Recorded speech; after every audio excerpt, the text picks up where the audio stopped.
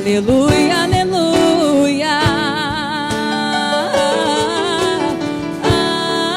aleluia, aleluia, aleluia, aleluia, aleluia, aleluia. Quero ouvir. Eu quero ouvir o que o Senhor irá falar. Tua palavra vai minha vida transformar. Luz para o meu caminho, verdade e vida. Aleluia, aleluia, aleluia.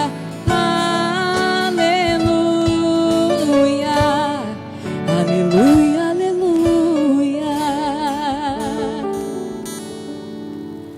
O Senhor esteja convosco. Ele está no meio de nós. Proclamação do Evangelho de Jesus Cristo, segundo Lucas. Glória a vós, Senhor.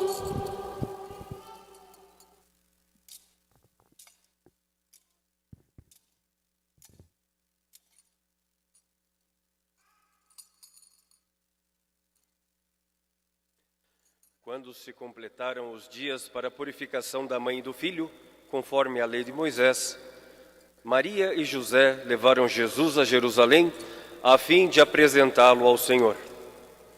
Conforme está escrito na lei do Senhor, todo primogênito do sexo masculino deve ser consagrado ao Senhor. Foram também oferecer o sacrifício, um par de rolas ou 2 pombinhos, como está ordenado na lei do Senhor.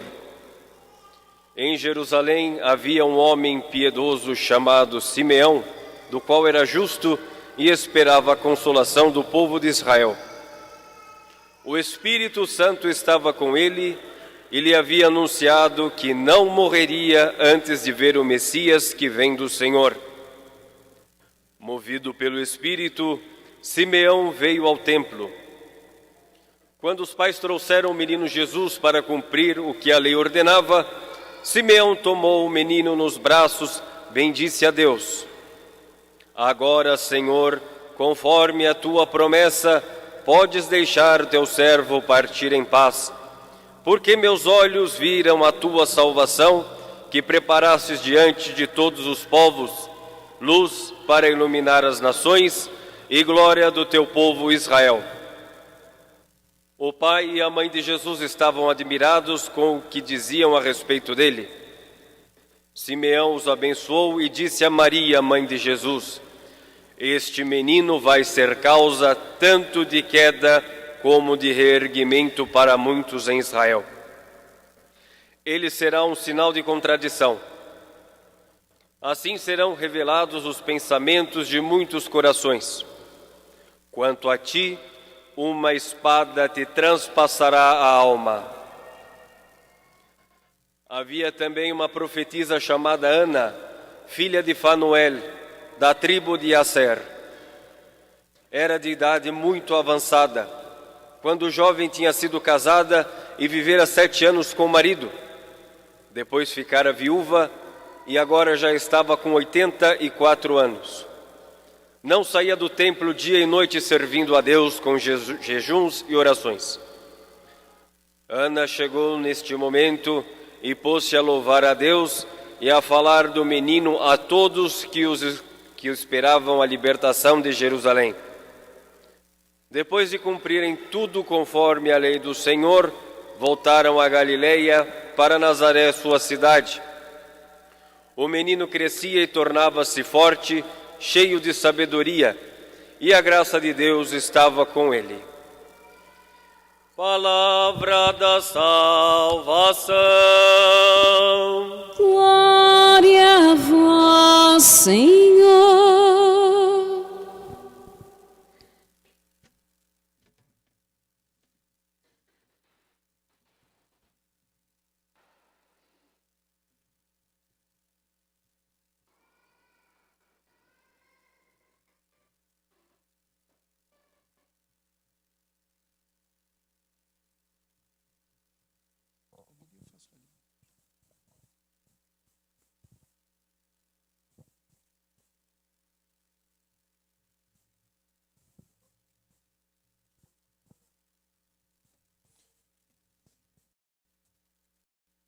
Queria refletir com vocês então sobre alguns pontos do Evangelho de hoje, que é o que dá o teor dessa nossa celebração de hoje.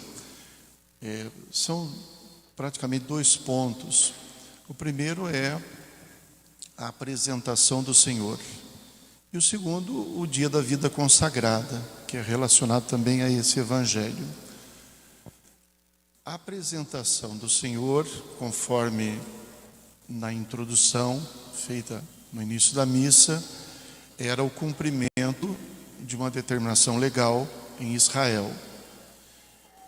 Jesus era o primogênito, o filho primogênito, então deveria ser apresentado ao templo. A ideia do povo de Israel traz sempre a ideia de que o que a gente tem em primeiro lugar e de melhor é de Deus. Então, na mentalidade deles, o primogênito, como também as primícias de uma plantação, os primeiros são de Deus. E nesta linha, então, cada família de Israel como que reproduz a consagração de todo o povo de Israel. Israel é o primogênito de Deus. E cada família, quando tem o seu primeiro filho, tem 2 aspectos. Primeiro, conforme a cultura, a ideia de ser o filho mais velho, acho muito ligada a questões de produção, de trabalho, conforme a mentalidade da época, mas também conforme razões religiosas. Como a gente pensa que ainda entre nós, esse termo ainda é mais ou menos familiar. Uma família, às vezes, tem um arrimo de família. Você tem aquela pessoa que de uma certa maneira responde ou responderá pela família. Em relação ao primogênito, no aspecto religioso isso era importante. A religião de Israel não só era, como ainda é, não podia ser diferente, transmitida na família. Aliás, uma das coisas bonitas que a gente ainda, quando encontra famílias de pessoas do povo judeu, a gente se encanta de ver que a religião é passada na família. E o primogênito tem como que uma missão de ser uma garantia dessa continuidade, desta fé passada de pai para filho. Então é uma missão também muito importante. Jesus era o primogênito de Maria e de José, era o primeiro filho homem. Além disso, também havia esse rito de costumes da época, claro, muito próprios da cultura, da mentalidade, que não caberia hoje. Mas ainda lembrando um pouco uma coisa que nos é familiar, pelo menos familiar, antigamente a pessoa dava à luz em casa, a mãe, e ela não saía passear no dia seguinte. Ficava de resguardo por um certo tempo, como também a criança. Então isso vem de um costume, que não é só costume, mas ligado à própria proteção da mãe e do filho, que um período depois de um certo tempo é que eles saíam. Então, esses 40 dias também o fim do resguardo da Virgem Maria. Em relação à purificação, por mentalidade do povo de Israel, todo contato com o sangue tornava impuro qualquer pessoa que tivesse contato com o sangue. Nesse caso, a mulher era penalizada, pela sua condição natural, tanto das suas regras como em relação ao parto. Então, havia necessidade, segundo a mentalidade deles, de fazer essa purificação. Muito bem. O que tem de importante nesta apresentação de Jesus? O que tem de importante é que enquanto eles estavam cumprindo uma determinação da lei, uma coisa nova acontece, uma coisa inesperada. O sentido deste gesto de apresentar Jesus no templo, para Jesus ganhou um significado todo diferente, todo especial e novo. Eu faço uma comparação um pouquinho atrevida, é uma especulação que eu faço, mas eu me recordo do que acontece com Jesus quando institui a Eucaristia. Poderíamos dizer até o que aconteceu em Pentecostes também. Eram festas já prescritas. Jesus estava celebrando a Páscoa, a ceia pascal. Os discípulos estavam reunidos na festa de Pentecostes, que se celebrava 50 dias depois da Páscoa. Porém, alguma coisa nova acontece nesses ritos judaicos, conferindo um sentido totalmente novo. Jesus, no meio da refeição, toma o pão e diz: "Isto é o meu corpo". Isso não fazia parte do rito judaico. Toma o cálice e diz: "Isso é o cálice do meu sangue". E os discípulos só depois conseguiram entender que ele estava celebrando ritualmente ali, de maneira pascal, o que aconteceria na cruz. Depois eles entendem. Como também os discípulos reunidos também, durante a festa de Pentecostes, vem um acontecimento novo. E o Pentecostes deixa de ser apenas a celebração antiga que a religião colocava como sendo a entrega da lei a Moisés, 50 dias depois da passagem pelo Mar Vermelho. E para os discípulos se torna, então, a realização da promessa da nova lei, o Espírito Santo. Então aqui também aconteceu isso, voltando na apresentação. Em vez de Jesus ser apresentado ao templo, foi apresentado na cruz, através daquele homem, um profeta, que aparece ali, naquele momento, e realiza esse ato, toma o menino nos braços e diz: "Agora eu posso morrer em paz", proclamando que ele via no menino a realização do que havia sido profetizado a ele, que não morreria sem ver o Messias. Então ele proclama, ele se torna um profeta dizendo: "Aqui, este é o Messias, luz das nações, glória do teu povo Israel". E por isso a gente abre velas, a vela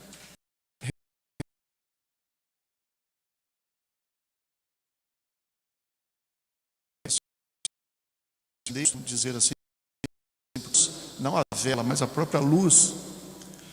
Então, a apresentação de Jesus, para além de ser a apresentação de Jesus para Deus, foi uma apresentação de Deus para a humanidade, de Jesus. É muito natural que José e Maria ficassem totalmente confusos diante disso. Como é que iam entender por que aquele homem idoso tomou o menino nos braços e realizou aquilo? É claro que eles sabiam do que estava se realizando. Maria sabia pela anunciação, José também sabia por tudo que tinha passado, é claro, mas eles não esperavam isso. Então, como apresentação do Senhor, é bom a gente ter em mente isso. De uma certa maneira, Jesus foi levado ao templo para ser apresentado a Deus. E na verdade o que aconteceu é que Deus nos apresentou a todas as nações através do profeta Simeão. A segunda coisa, então, o segundo ponto é a consagração, o dia da vida consagrada, que naturalmente remete, faz a nossa atenção se voltar para esse casal, pelo que é dito sobre o casal. Ele não morava no templo, mas ele era um homem bom, piedoso, fiel, e o Espírito Santo tinha revelado para ele que ele não morreria sem ver o Messias. Então esta promessa, mais do que uma promessa apenas para ele, de dizer que ele seria feliz em ver a realização de tudo aquilo que ele esperava, para além disso, foi Deus preparando este homem para realizar um serviço para a humanidade, para realizar um serviço inclusive para José e Maria, para fazer a profecia que fez a Maria, que marcou profundamente a vida dela. Naturalmente, pode ter sido confuso também ouvir aquelas palavras muito misteriosas, mas que depois se tornaram muito claras depois do que aconteceu, quando ele então morreu na cruz. Então Simeão gira em torno da promessa de Deus. É uma vida consagrada na fidelidade e na espera. Sabe, a nossa fé é plena, é repleta de esperança. Esperança é o que mais nós temos. É preciso tomar cuidado, a nossa fé não tem muita certeza. Na carta aos Hebreus ainda o autor diz isso, né? Como é que alguém pode esperar aquilo que já aconteceu? Não espera se já aconteceu, espera aquilo que não se realizou ainda. Também, parafraseando, eu digo, como é que alguém pode dizer que tem fé em alguma coisa que tem certeza? No que tem certeza não precisa ter fé. Tudo que é evidente não precisa fé. Só existe fé, só é possível existir fé onde existe dúvida. Pode parecer estranho isso, mas isso aqui é perfeitamente compatível com o que a revelação nos mostra sobre Deus, sobre como Ele se revela e sobre como Ele espera a resposta do ser humano. Deus, de maneira nenhuma, nos força a crer. A fé, que estará sempre diante da dúvida e da promessa, nos dá a liberdade de decidir se cremos ou se não cremos. Fé é um ato livre, muito livre. E aliás, as pessoas acreditam no que querem acreditar. Ah não, mas quando acontece milagre não tem jeito dela negar. Notem, Jesus, quando foi a Nazaré, na sua terra, viu as pessoas, seus conterrâneos, ficarem admirados com os seus ensinamentos e com o que ouviram falar sobre ele. Admirados, mas ao mesmo tempo fechados, dizendo, não pode ser, porque ele é filho de José. Nós conhecemos a família dele. Consideravam uma contradição. Aquela sabedoria devia ter outra explicação, não era de Deus. E diz o texto que Jesus não pôde fazer milagres ali porque eles não tinham fé. Milagre não produz a fé. Recordem que algumas vezes aconteceram milagres e em vez de haver conversão, disseram que ele tinha feito milagres em nome de Beelzebu. O milagre não provoca, não força a fé. Pode até ser um sinal, um convite. Normalmente é um convite. Por isso, toda vez que a gente se depara com alguma graça ou até com algum possível milagre, é bom não só a gente ficar maravilhado com aquilo, mas é bom a gente se questionar o que Deus espera de nós. O milagre é sempre um convite, é sempre um sinal, uma provocação de Deus. Não será o milagre a resolver as minhas questões de dúvida, os meus problemas de fé. Poderá ser um apelo a reforçar a minha fé, ou a até fazer com que eu faça uma opção de fé.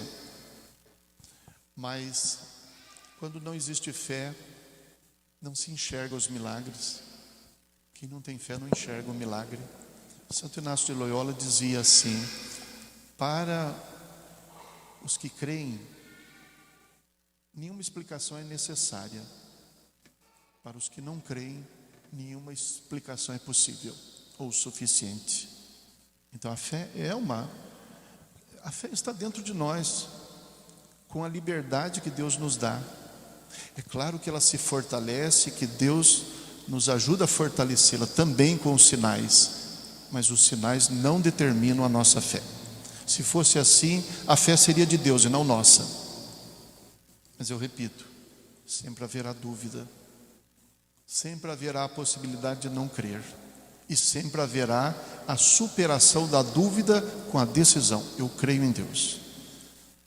O profeta Abacuque tem uma página bonita, no finalzinho, é um livro pequeno, que fala sobre a dificuldade em continuar crendo, porque parece que tudo acontece ao contrário.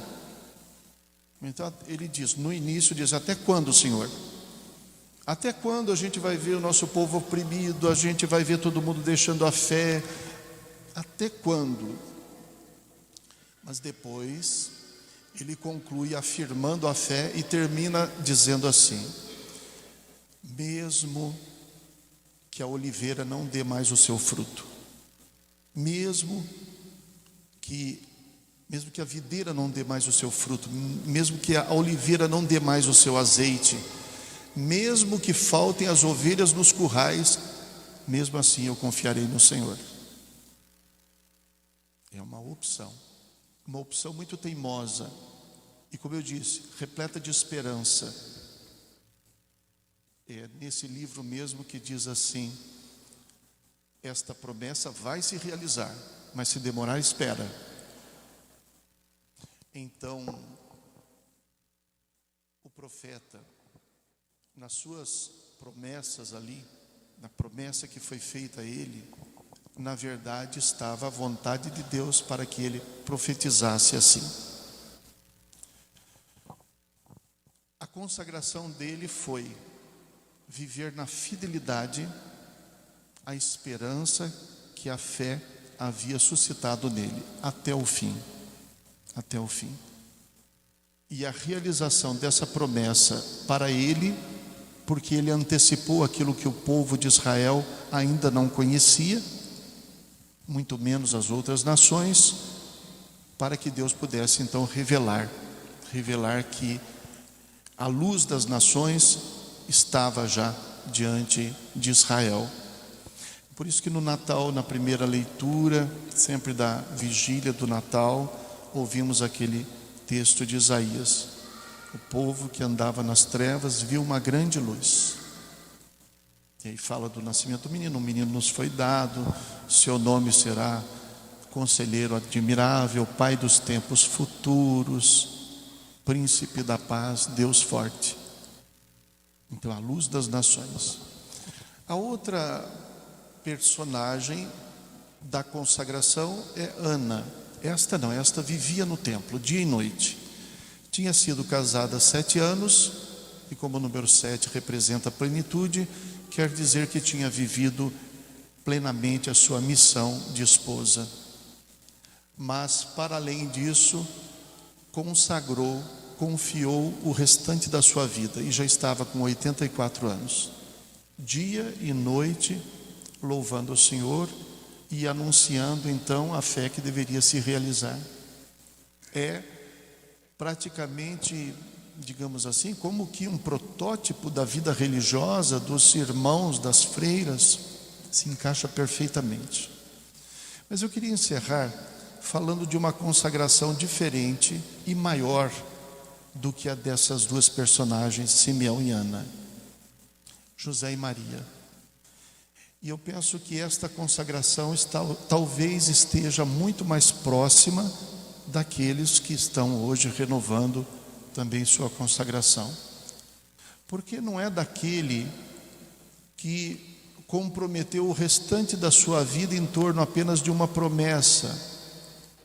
Não é daquela que, concluindo a sua vida profana, digamos assim, através do matrimônio que ela viveu, se realizando como uma pessoa dentro da sociedade, e depois consagrou o restante dos seus dias, mas é como quem comprometeu totalmente o seu futuro, Maria e José. Não fora da realidade secular, do matrimônio, do trabalho, não fora das atividades domésticas, na vida comum. Foram mais consagrados do que qualquer outra pessoa. Maria sobretudo, mas José também. Maria pelo seu sim, pela sua decisão. José pelo seu silêncio, que também era um sim. José não abre a boca uma vez na Sagrada Escritura, nem uma vez sequer. Mas ele é o homem que, ouvindo o que Deus quer, de maneira muito confusa, porque através dos sonhos, não hesita não hesita em fazer exatamente aquilo que ele ouve da parte de Deus. Esses dois consagraram sua juventude em sua velhice. E consagraram não apenas para fazer a vontade de Deus em relação a uma missão íntima. O meu Deus é para mim, eu me fecho nele. Mas uma missão universal. Porque pelo menos Maria tinha a noção de que pendia sobre a sua decisão e sobre a sua missão o destino e a salvação da humanidade. Então eu queria deixar a vocês, além da figura de Simeão e de Ana, como protótipos da vida consagrada, especialmente José e Maria, os consagrados do lar, da casa de Nazaré, da carpintaria, da sinagoga e sobretudo, talvez o mais bonito, e sobretudo na convivência cotidiana com Jesus. Nesse sentido, uma consagração feliz. Se por um lado tiveram que sofrer muito por aquilo que ofereceram, também Deus os cumulou de uma alegria que poucos poderiam dizer que tiveram, mesmo os outros discípulos. Talvez por um tempo bem mais abreviado, mas Maria, sobretudo, ver Jesus crescer, ensinar o que cabia a ela ensinar e muito provavelmente aprender todos os dias com ele, é o que nós imaginamos. Então, cada um que na Canção Nova tem uma consagração e que exerce trabalhos seculares, sejam os trabalhos de mídia, de comunicação, sejam outros tantos que realizam, acho que podem, de uma certa maneira, se ver em Maria e José nesse dia em que Jesus é apresentado no templo e é apresentado também à humanidade, como aqueles que lá no templo conheceram um pouco melhor a missão e a consagração que cabia a eles. Não se esqueçam, eu ouvi isso numa homilia do Papa Bento XVI, saudoso Papa Bento XVI, porque o lema da sua ordenação sacerdotal era o texto da oração sacerdotal de Jesus, que dizia: Pai, consagra-os na verdade. E então ali ele explicou um pouco o significado da consagração. Ele dizia: consagrar-se é passar a propriedade para outro. Quer dizer, significa não possuir-se mais. Aquilo que é consagrado mudou de dono. E de uma certa maneira também mudou de finalidade. Porque aquele a quem se consagra, então, é quem deverá dizer: é por aqui, é por ali, é para isso, é para aquilo. Que vocês possam, então, se enriquecer com a experiência de José e de Maria, tendo-a como uma presença próxima de vocês, porque há muita semelhança na missão de vocês em termos de consagração, claro, fazendo aqui as devidas comparações e mudanças que a gente tem de fazer, mas como consagração há muita semelhança. É uma vida secular, talvez escondida, cheia de conflito, mas também agraciada pela presença de Jesus.